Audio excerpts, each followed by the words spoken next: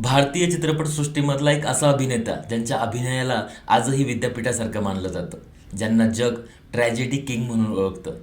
अमिताभ बच्चन असो की शाहरुख खान, कोणीही त्यांचं नाव ऐकल्यावर नतमस्तक झाल्याशिवाय राहत नाही. असे अभिनय सम्राट दिलीप कुमार आणि नाशिक यांचा काय संबंध, हीच आहे आजची गोष्ट.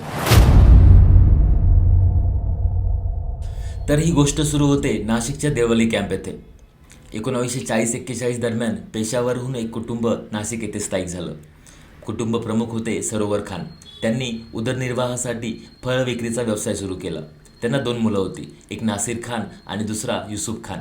दोघंही आपल्या वडिलांना फळ विक्रीच्या व्यवसायामध्ये मदत करत होते.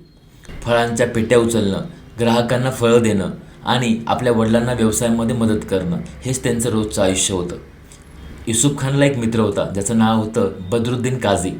हा मित्र युसुफच्या वडिलांकडनं फळं घेऊन नाशिकच्या गल्लीमध्ये जाऊन ते किरकोळ पद्धतीने विकत होता. फळं विक्रीसाठी युसुफला बऱ्याचदा मुंबईला जावं लागायचं. त्याचवेळी एका चित्रपट निर्मात्याची नजर युसुफवर पडली आणि युसुफचा पुढे झाला दिलीप कुमार.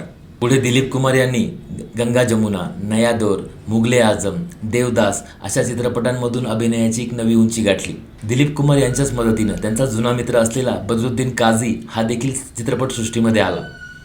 त्याचं नाव पुढे झालं जॉनी वॉकर.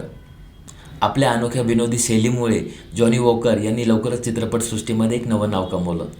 प्यासा चित्रपटातील सर जो तेरा चक्कर आहे या दिल डूब जाए हे गाणं आजही रसिकांच्या ओठांवरती आहे आणि यानंतरचा इतिहास तुम्हा सगळ्यांना माहिती आहे. त्यामुळे पुढच्या वेळेला जेव्हा देवदास बघाल किंवा मुगले आझममधला सलीम बघाल, त्यावेळेला एक गोष्ट मनी राहू द्या की या अभिनेत्यांचं बालपण आणि तारुण्य हे आपल्या नाशकात गेलं आहे.